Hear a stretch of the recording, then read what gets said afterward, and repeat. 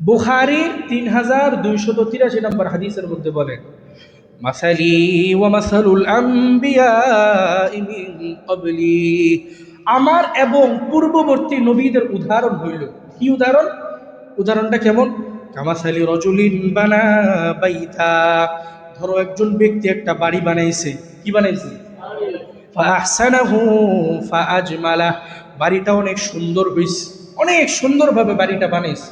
কিন্তু ইল্লা মাউদিআ লাবিনাতিন ফি জাওিয়া, পুরো বাড়িটা বানানোর পর একটা ইট ওই জায়গায় ফাঁকা রাখছে। এইবার বলেন বাড়িটা পরিপূর্ণ না অপরিপূর্ণ?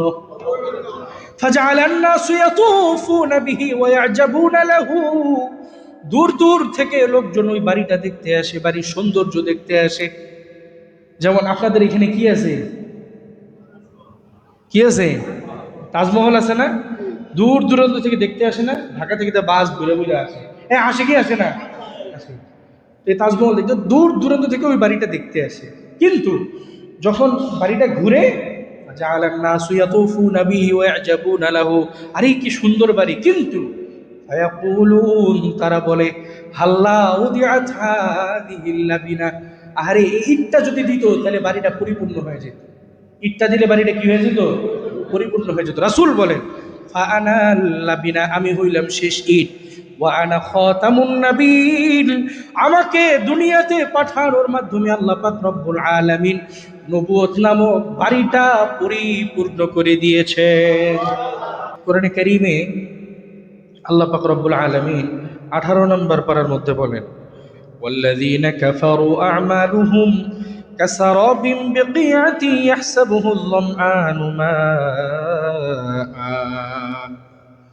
যারা নিজেদের আকীদা ঠিক করেনি, যারা কুফরি করছে, নিজের আকীদা ঠিক করে নেই, কাসারাবিন বিকিআতি ইয়াহসাবুহু যমআনু মাআ, তাদের আমলগুলো হইল মরুভূমির মধ্যে মরীচিকার মতো। মরুভূমির মধ্যে মরীচিকার মতো। ধরেন হাওরের পানি যখন শুকায় যায়, এক জায়গা থেকে দূর থেকে মাঝখানের দিকে তাকাইলে মনে হয় হাওরের মাঝখানে মনে হয় অনেক পানি। রোদের আলো পড়লে বালুগুলো কি করতে থাকে? চিকচিক করতে থাকে। কিন্তু কাছে গেলে এগুলো কি পানি? ধোঁকা, মরিচিকা আর কি, ধোঁকা। এই যে ধোঁকা খেয়েছে। তো আল্লাহ পাক রব্বুল আলামিন বলেন, যে বান্দা নিজের আকীদা ঠিক না করে আমল করে, তার আমলগুলো হইল মরুভূমির মরিচিকার মতো। হাত্তা ইযা জাআহু লাম ইয়াজিদহু শাইআ, চিন্তা করছে অনেক নেক আমল করছি, অর্থাৎ পাড়ের দিকে তাকায় ভিতরে মনে হয় অনেক পানি, ওইখানে যায় মনে হয় পানি পাওয়া যাবে, তাড়াতাড়ি যায়, যায় দেখে কি ওইখানে কোনো পানি নেই, ওইখানে কোনো কি নেই, পানি নেই। তো অনুরূপভাবে তাদের আমলগুলো হচ্ছে এরকম, অনেক নেক আমল করছে, কিন্তু আকীদা ঠিক না থাকার কারণে কোনো আমলই আল্লাহ পর্যন্ত কবুল হয় না। তাহলে আল্লাহ বলতেছে হাত্তা ইযা জাআহু লাম ইয়াজিদহু শাইআ, তো তারা অনেক চিন্তা করে যে ওইখানে তো পানি আছে, চিন্তা করে যায়, যায় কোনো পানি খুঁজে পায় না। কোরআনে কারীমে আরেক আয়াতে আল্লাহ পাক রব্বুল আলামিন 13 নম্বর পারার মধ্যে বলেন, মাসালুল লাযীনা কাফারু বিরাব্বিহিম আ'মালুহুম কারামাদ, যারা আকীদা ঠিক না করে আমল করে, তাদের আমলগুলো হইল ছায়ের মতো। কিসের মতো? বলেন না, কিসের মতো? মাসালুল লাযীনা কাফারু বিরাব্বিহিম আ'মালুহুম কারামাদ, তাদের নেক আমলগুলো হচ্ছে ছায়ের মতো। ইশতাদ্দাত বিহির রিহু ফি ইয়াউমিন আসিফ, যেই ছাই ঝড়ো হাওয়ার মধ্যে উড়ে যায়। ঝড়ো হাওয়ার মধ্যে যেই ছাই কি হয়ে যায়? উড়ে যায়। আচ্ছা বলেন তো, আমি যদি ছাই খোলা রাখি আর প্রচন্ড বেগে যদি বাতাস আসে, ওই ছাই থাকবে না যাবে? তো যারা নেক আমল করে কিন্তু ওই নেক আমলের আকীদা ঠিক না করে তারপরে নেক আমল করে, ওই আমল আল্লাহ পর্যন্ত কবুল হয়? জোরে বলেন না, কবুল হয় না। 19 নম্বর পারা প্রথম পৃষ্ঠার মধ্যে আল্লাহ বলেন, ওয়াকাদিমনা ইলা মা আমিলু মিন আমালিন ফাজআলনাহু হাবাআম মানসুরা। শীতকালে এখন দেখবেন ছোট ছোট কিছু আলো আসে ঘরের ভিতরে। আলো আসলে চোখে দেখা যায় না, কিন্তু আলোটা আসলে, রোদের আলোটা আসলে দেখা যায় ভিতরে অনেক ঘুরি ঘুরি উড়ে। এগুলোকে দেখেন কি দেখেন না? দেখা যায় না? আল্লাহ পাক রব্বুল আলামিন বলেন, যারা নেক আমল করে আকীদা ঠিক না করে, যারা নেক আমল করে কিন্তু আকীদা ঠিক না করে, তাদের নেক আমলগুলোকে আমি কিয়ামতের ময়দানে ধুলির মতো উড়িয়ে দিব। জোরে বলেন না নাউজুবিল্লাহ। ডক্টর জাকির নায়েক নাম শুনছেন? নাম শুনছেন? মুসলিম উম্মার অনেক বড় সম্পদ। আল্লাহ পাক রব্বুল আলামিন তার খেদমতকে, তার হায়াতকে আমাদের জন্য আরো দীর্ঘায়িত করেন। ডক্টর জাকির নায়েককে একবার প্রশ্ন করা হয়েছিল যে স্যার, মাদার তেরেসা, তারপরে বিশ্বের আরো অনেক বড় বড় যারা ছিলেন, তারা তো ঈমান আনেনি, কিন্তু তারা তো অনেক ভালো কাজ করে গেছে। তো এত ভালো কাজ তারা দুনিয়ার মধ্যে করে গেছে, তারা কি আখেরাতে কোনো ফল পাবে না? ডক্টর জাকির নায়েক প্রশ্ন করছে, ওনাকে আবার উল্টা প্রশ্ন করছে, আচ্ছা বলেন তো, আপনি একটা ট্রাক প্রস্তুত করছেন, ট্রাকের মধ্যে ইঞ্জিনটা পাকিস্তান যে জাপানের লাগাইছেন, তারপরে বডিটা আরো সুন্দরভাবে বানায়, খুব সুন্দরভাবে একদম মানে বিশ্বের সবচেয়ে বড় বড় দামি দামি কোম্পানির জিনিসপত্রগুলো লাগাইছেন, কিন্তু চাকা লাগাইছেন ভ্যানগাড়ির। এটা কি গন্তব্যে যাবে? জোরে বলেন, এই ট্রাক কি গন্তব্যে যাবে? অনুরূপভাবে কেউ যদি হাজার গুণে আমল করে কিন্তু ঈমানকে ঠিক না করে, তাহলে তার ওই গাড়ি জান্নাত পর্যন্ত যাবে। আমি কেন বলতেছি পরে বলি আর কি, আগে এগুলো কেন বলতেছি। কোরআনে কারীমে সূরা কাহাফের একেবারে শেষ পৃষ্ঠায় আল্লাহ পাক রব্বুল আলামিন বলেন, কুল হাল নুনাব্বিউকুম বিল আখসারিনা আমালা। নবী, আমি কি আপনাকে জানাই দিব না তাদের ব্যাপারে? আল্লাহ পাক রব্বুল আলামিন নবীকে বলতেছে, নবী আপনি জানায় দেন, আমি কি তোমাদেরকে তাদের ব্যাপারে জানাই দিব না? কাদের ব্যাপারে? বিল আখসারিনা আমালা, যারা আমলের দিক দিয়ে ক্ষতিগ্রস্ত। কেমন ক্ষতিগ্রস্ত? আল্লাযীনা দাল্লা সাইয়ুহুম ফিল হায়াতিদ দুনিয়া, যারা দুনিয়ার মধ্যে অনেক কষ্ট করে নেক আমল করে, অনেক কষ্ট করে কি আমল করে? নেক আমল করে, কিন্তু নেক আমলগুলো নষ্ট হয়ে যায়। ওয়াহুম ইয়াহসাবুনা আন্নাহুম ইউহসিনুনা সুনআ, অথচ তারা চিন্তা করে আমি তো অনেক নেক আমল করছি, অথচ তারা চিন্তা করে আমি অনেক কি করছি? নেক আমল করছি। আল্লাহ পাক রব্বুল আলামিন পরের আয়াতে বলেন, উলাইকাল্লাযীনা কাফারু বিআয়াতি রাব্বিহিম, তারা কারা জানেন? আল্লাযীনা কাফারু বিআয়াতি রাব্বিহিম, যারা তাদের রবের আয়াতকে অস্বীকার করে। ফাহাবিতাত আমালুহুম, তাদের নেক আমলগুলো আমি আল্লাহ মুছে দেই, ধ্বংস করে দিই। ফালা নুকিমু লাহুম ইয়াউমাল কিয়ামাতি ওয়াজনা। আচ্ছা ধরেন আপনি একটা দোকানে গেলেন চাউলের জন্য, চাউল যে পলিথিনে দিল, সে পলিথিনের নিচে ফুটা। আচ্ছা বলেন তো, এই ফুটাওয়ালা চাল ওই যে পাল্লা পর্যন্ত নিয়ে যেতে যেতে পলিথিনে থাকবে? জোরে বলেন, থাকবে? আল্লাহ বলেন, আলা নুকিমু লাহুম ইয়াউমাল কিয়ামাতি ওয়াজনা, যেহেতু তাদের নেক আমলগুলো আমি ডুবিয়ে ধ্বংস করে দিয়েছি, এগুলো তো আর আখিরাতে ওজন দেওয়ার কোনো কারণই নেই। কেমনে ওজন দিব? তাদের আমলই নেই। বুঝা গেছে আমার কথা? এই জন্যে যারা নেক আমল করে আবার এগুলো ধ্বংস করে, তাদের এই নেক আমলগুলো পরপারে কোনো কাজে আসবে না। এখন বলতেছি কেন বললাম। আচ্ছা বলেন তো, কোরআনে কারীমের আয়াত কয়টা? ৬,০০০ না, ৬,৬৬৬, এটা ভুল কথা। ৬,২৩৬। কোরআনের আয়াতের সংখ্যা কত? আচ্ছা কেউ যদি ৬,২৩৫টা আয়াতের উপর ঈমান আনে কিন্তু একটা আয়াতকে অস্বীকার করে, তার ঈমান আছে? জোরে বলেন, ঈমান আছে?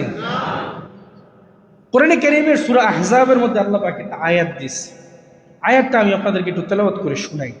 কোরআনে কারীমের সূরা আহজাবের মধ্যে আল্লাহ পাক রব্বুল আলামিন দ্বিতীয় পৃষ্ঠার মধ্যে বলেন, মা কানা মুহাম্মাদুন আবা আহাদিন মির রিজালিকুম, মুহাম্মদ তোমাদের কোন পুরুষের পিতা না। মুহাম্মদ রাসূলুল্লাহ তোমাদের কোন পুরুষের পিতা না। তার সন্তান হয়েছিল দুনিয়াতে, ছেলে সন্তান আসছিল 2 জন, কোন রাওয়ায়াতে 3 জন। এরা প্রত্যেকেই ইন্তেকাল করছে, প্রত্যেকেই চলে গেছে দুনিয়া থেকে ছোটবেলায়। তো মুহাম্মদ সাল্লাল্লাহু আলাইহি ওয়াসাল্লাম কোন পুরুষের পিতা না। ওয়ালাকির রাসূলুল্লাহ, কিন্তু তিনি কার রাসূল? কার রাসূল? জোরে বলেন, কার রাসূল? ওয়া খাতামান নাবিয়্যিন, এবং সর্বশেষ নবী। আচ্ছা, সর্বশেষ নবী সার্টিফিকেটটা কে দিয়েছেন? আরো জোরে বলেন, কে? কোনো সন্দেহ আছে? কেউ যদি কোরআনের সব আয়াত মানে একটা আয়াতকে অস্বীকার করে, তার ঈমান আছে না গেছে? যত নেক আমল করুক, যত আজান দিক, যত নামাজ পড়ুক, থাকবে? হাদিসের মধ্যে আল মুআজামুল আওসাত একটা কিতাব আছে, এই কিতাবের 170 নম্বর হাদিস। এই হাদিসের মধ্যে রাসূলুল্লাহ সাল্লাল্লাহু আলাইহি ওয়াসাল্লাম বলেন, আনা কাঈদুল মুরসালিন ওয়ালা ফাখরা, আমাকে আল্লাহ পাক রব্বুল আলামিন রাসূলদের সর্দার বানিয়েছেন, ওয়ালা ফাখরা, কিন্তু আমি এইটা নিয়ে গর্ব করি না। বুঝতে পারছেন? আল্লাহর হাবিবকে আল্লাহ পাক সকল রাসূলদের সর্দার বানিয়েছে, তিনি সেটা নিয়ে গর্ব করেন না। এরপরে বলেন, ওয়ানা খাতামুন নাবিয়্যিন ওয়ালা ফাখরা, আমাকে আল্লাহ পাক সর্বশেষ নবী হিসেবে পাঠিয়েছেন, আমি এইটা নিয়েও কোনো গর্ব করি না। ওয়ানা শাফিউন, আমি মুহাম্মদ জমিনের মধ্যে যত মানুষ মারা যাবে, মারা যাওয়ার পর হাসরের ময়দানে উঠবে, তারা যখন পেরেশান হয়ে যাবে সকল নবীর কাছে যাবে, যাওয়ার পর কোন নবী যখন সুপারিশ করবে না, আমি মুহাম্মদ সর্বপ্রথম সুপারিশ করব। শুধু তাই না, ওয়া মুশাফফা, আমি মুহাম্মদ যখন সর্বপ্রথম সুপারিশ করব, আমার উম্মতকে আল্লাহ পাক রব্বুল আলামিন আমার সাথে করে জান্নাতের মেহমান বানিয়ে দিবে। ওয়ালা ফাখর, আমি এটা নিয়েও গর্ব করি না। এখন বলেন, রাসূল যেখানে বলতেছে আমি সর্বশেষ নবী, এই কথা যদি কেউ না মানে, সে মুসলমান না কাফের? জোরে বলেন, মুসলমান না কাফের? কাফের, কোনো সন্দেহ নেই। বুখারী 3455 নম্বর হাদিস, 3455 নম্বর হাদিস। এই হাদিসের মধ্যে রাসূলুল্লাহ সাল্লাল্লাহু আলাইহি ওয়াসাল্লাম সাহাবী হযরত আবু হুরায়রা রাদিয়াল্লাহু আনহু তিনি বর্ণনা করেন, কানাত বানু ইসরাঈল, ক্বালা রাসূলুল্লাহ সাল্লাল্লাহু আলাইহি ওয়াসাল্লাম, আল্লাহর হাবিব সাল্লাল্লাহু আলাইহি ওয়াসাল্লাম বলেছেন, কানাত বানু ইসরাঈল তাসুসুহুমুল আম্বিয়া, আল্লাহ পাক রব্বুল আলামিন বনি ইসরাইলের যত নবী আছে, একজন মারা যাওয়ার পর আরেকজনকে আল্লাহ পাক পাঠিয়ে দিতেন। বনি ইসরাইলের নবীদের একটা সিলসিলা থাকতো, কুল্লামা হালাকা নাবিয়্যুন খলাফাহু নাবিয়্যুন, একজন মারা গেছে তো আরেকজনকে আল্লাহ পাক পাঠিয়ে দিতেন। আল্লাহর হাবিব এরপরে বলেন, ওয়া ইন্নাহু লা নাবিয়্যা বা'দি, কিন্তু শুনে নাও, বনি ইসরাইলের একজনের পর একজন যেরকম নবী আসতো, উম্মতে মুহাম্মদীর আমার পরে আর কোন নবী, জোরে বলেন, আর কোন নবী, ওয়ালা উম্মাতা বা'দাকুম, তোমাদের পরে আর কোন উম্মত, বলেন তোমাদের পরে আর কোন উম্মত নাই। তাহলে মুহাম্মদুর রাসূলুল্লাহ যেখানে বলছে আমার পরে কোনো নবী নাই, তাহলে আবার বলেন, কেউ যদি নিজেকে নবী দাবি করে, অথবা রাসূলের পরে যদি কেউ নবী দাবি করে, আর তাকে যদি কেউ মানে নবী হিসেবে, তাদের কারো ঈমান আছে? জোরে বলেন, ঈমান আছে? তারা মুসলমান না কাফের? বর্তমান আমাদের বাংলাদেশে অনেক বড় একটা দল আছে, সে দলের নাম কি? কি নাম বলেন? এই কাদিয়ানীদের যে আকীদা, সেটা হলো তার মুহাম্মদুর রাসূলুল্লাহকে সর্বশেষ নবী মানে না। জোরে বলেন না নাউজুবিল্লাহ। মির্জা গোলাম আহমদ কাদিয়ানীকে তারা সর্বশেষ নবী মানে, বা নবী মানে আর কি। তার মানে বোঝা গেল তারা আল্লাহ পাক রব্বুল আলামিনের একটা আয়াতের উপর ঈমান আনেনি। এখন বলেন তো, আল্লাহ পাকের সব আয়াতের উপর ঈমান আছে, তারা কোরআন পড়তেছে, নামাজ পড়তেছে, আজান দিতেছে, তাদের ওইখানে অফিসের উপরে লা ইলাহা ইল্লাল্লাহ মুহাম্মাদুর রাসূলুল্লাহ লেখা আছে, তাদের আমল কোন কাজে আসবে? জোরে বলেন। মুসলিম শরীফের হাদিস 2404 নম্বর হাদিস, 2404 নম্বর হাদিস। এই হাদিসের মধ্যে সাদ ইবনে আবি ওয়াক্কাস রাদিয়াল্লাহু তাআলা আনহু তিনি বর্ণনা করেন, আন্না রাসূলুল্লাহ সাল্লাল্লাহু আলাইহি ওয়াসাল্লাম ক্বালা লিআলী, আল্লাহর হাবিব সাল্লাল্লাহু আলাইহি ওয়াসাল্লাম হযরত আলী রাদিয়াল্লাহু তাআলা আনহুকে ডাক দিয়ে বললেন, ইয়া আলী, ও আলী, আনতা মিন্নি বিমানজিলাতি হারুন মিন মূসা। এই হাদিসটা দিয়ে কিন্তু আরেক দল ধোঁকা দেয়। কি ধোঁকা দেয় বলতেছে? আনতা মিন্নি বিমানজিলাতি হারুন মিন মূসা।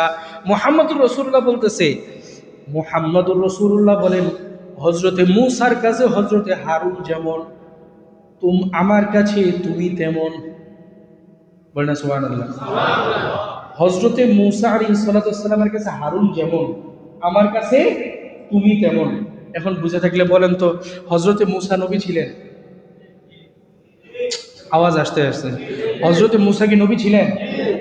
হারুন আলাইহিস সালাম নবী ছিলেন? হযরতে মুহাম্মদুর রাসূলুল্লাহ নবী ছিলেন? হযরতে আলী নবী ছিলেন?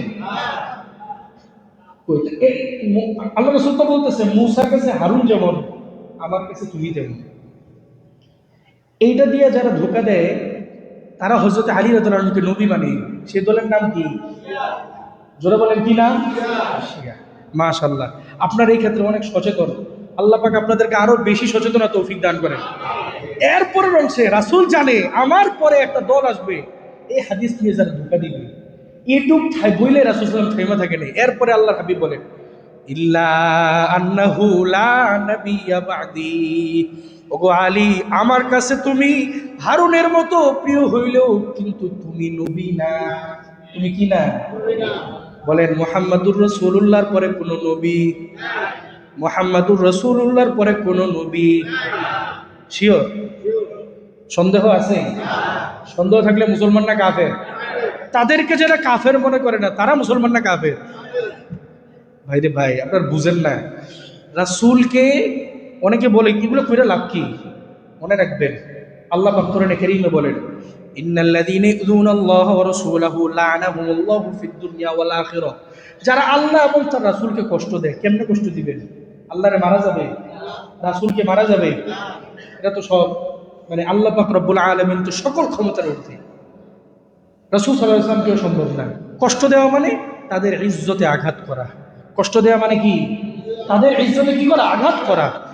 এই আঘাত করার অর্থ হইল যারা রাসূল সাল্লাল্লাহু আলাইহি ওয়াসাল্লামের শেষ নবুয়তকে, নবুয়তের এই যে খাতামুন নবিয়্যিনকে এটা মানে না, তারা রাসূলের ইজ্জতের উপর আঘাত করে। ঠিক না বেঠিক? জোরে বলে ঠিক না বেঠিক? কোনো সন্দেহ নেই। আল্লাহ পাক রব্বুল আলামিন বুঝার তৌফিক দান করেন। এখন যদি প্রতিবাদ না করেন, কিয়ামতের ময়দানে আপনাদের দাঁড়াইতে হবে। কেন? আমার ইজ্জত নিয়ে ছিনিমিনি করছে। আচ্ছা বলেন তো, দুনিয়ার জিন্দেগি কতদিন? ৬০-৭০ বছর। আপনি কবরে যাবেন, সর্বপ্রথম মুহাম্মদুর রাসূলুল্লাহকে লাগবে।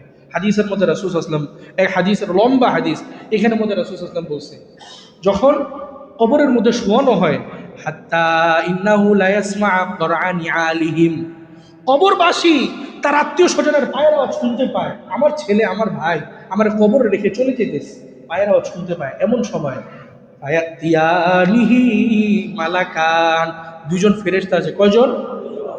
ফায়াজলিসানিহি, তারা বসায়। ফায়াস আলানিহি, তারা প্রশ্ন করে, মার রব্বুকা, তোমার রব কে? চিল্লায় বলেন আমাদের রব কে। ওয়ামা দীনুকা, তোমার ধর্মের নাম কি? ৩ নম্বর প্রশ্ন, ওমান হাদার রাজুলুল্লাযী বুইসা ফীকুম, এই যে ব্যক্তিকে দেখতেছো সে কে?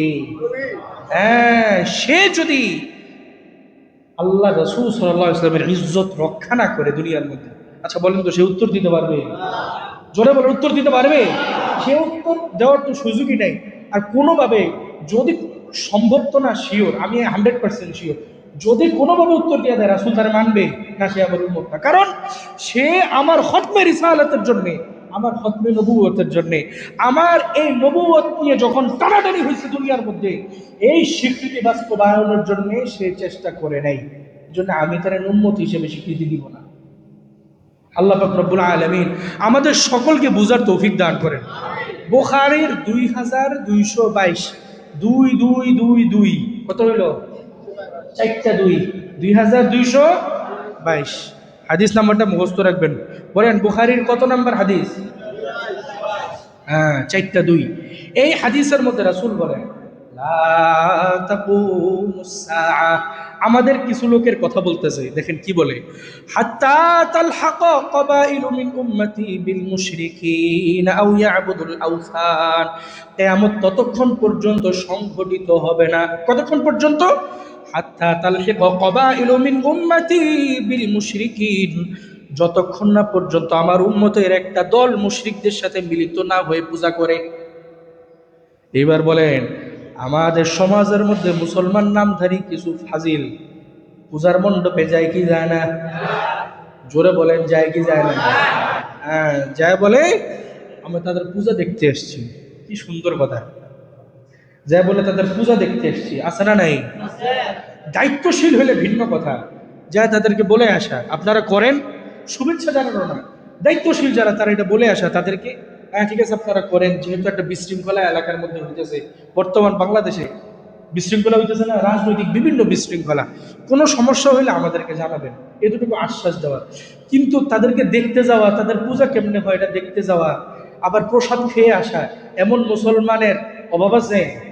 এই যে আল্লাহ রাসূল সাল্লাল্লাহু আলাইহি ওয়াসাল্লাম, এরপরে আল্লাহ রাসূল সাল্লাল্লাহু আলাইহি ওয়াসাল্লাম বলেন, ওয়া ইন্নাহু সায়াকুনু ফি আখির উম্মতি সালাসুনা কাযযাবুন, আমার উম্মতের মধ্যে 30 জন মিথ্যাবাদী বের হবে। কয়জন? জোরে বলেন কয়জন? কুল্লুহুম ইয়াজউমু আন্নাহু নাবিয়্যুন, প্রত্যেকেই নবী দাবি করবে, প্রত্যেকেই নিজেদেরকে কি দাবি করবে? নবী দাবি করবে। কুল্লুহুম ইয়াজউমু আন্নাহু নাবিয়্যুন, প্রত্যেকেই নিজেকে নবী দাবি করবে। এরপর আল্লাহর হাবিব বলেন, ওয়া ইন্নাহু লা নাবিয়্যা বা'দি, আমার পরে কোনো নবী, জোরে বলেন আমার পরে কোনো নবী, রাসূলের পরে কোনো নবী আসবে না। কোনো সন্দেহ আছে? আচ্ছা, রাসূল যে সর্বশেষ নবী, এটা সবচেয়ে সুন্দর একটা উদাহরণ রাসূল সাল্লাল্লাহু আলাইহি ওয়াসাল্লাম দিয়েছেন। বুখারীর একটা হাদিস আছে, 3283 নাম্বার হাদিস, 3283 নাম্বার হাদিস। এই হাদিসের মধ্যে রাসূলুল্লাহ সাল্লাল্লাহু আলাইহি ওয়াসাল্লাম একটা সুন্দর উদাহরণ দিয়েছেন। সামনে যারা বসছে অনেকে ঘুমাইতেছে মনে হইতেছে। রাসূলুল্লাহ সাল্লাল্লাহু আলাইহি ওয়াসাল্লাম বুখারীর 3283 নাম্বার হাদিসের মধ্যে বলেন, মাসালি ওয়া মাসালুল আম্বিয়াই মিন ক্বাবলি, আমার এবং পূর্ববর্তী নবীদের উদাহরণ হইল। কি উদাহরণ? উদাহরণটা কেমন?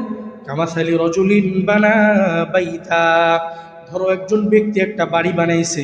কি বানাইছে? ফাআহসানাহু ফাআজমালা, বাড়িটা অনেক সুন্দর হইছে, অনেক সুন্দরভাবে বাড়িটা বানাইছে, কিন্তু ইল্লা মাউদিআ লাবিনাতিন ফি জাওিয়া, পুরো বাড়িটা বানানোর পর একটা ইট ওই জায়গায় ফাঁকা রাখছে। এইবার বলেন বাড়িটা পরিপূর্ণ না অপরিপূর্ণ? ফাজআলান নাসু ইয়াতুফুনা বিহি ওয়া ইয়াজাবুনা লাহু, দূর দূর থেকে লোকজন ওই বাড়িটা দেখতে আসে, বাড়ির সৌন্দর্য দেখতে আসে। যেমন আপনাদের এখানে কি আছে? কি আছে? তাজমহল আছে না? দূর দূরান্ত থেকে দেখতে আসে না? ঢাকা থেকে তো বাস ঘুরে ঘুরে আসে, হ্যাঁ আসে কি আসে না? আসে। এই তাজমহল দেখতে দূর দূরান্ত থেকে ওই বাড়িটা দেখতে আসে, কিন্তু যখন বাড়িটা ঘুরে, জাআলান নাসু ইয়াতুফুনা বিহি ওয়া ইয়াজাবুনা লাহু, আরে কি সুন্দর বাড়ি, কিন্তু ফায়াকুলুন, তারা বলে, হাল্লা উদিআত হাযিহিল লাবিনা, আরে এই ইটটা যদি দিত তাহলে বাড়িটা পরিপূর্ণ হয়ে যেত, ইটটা দিলে বাড়িটা কি হয়ে যেত?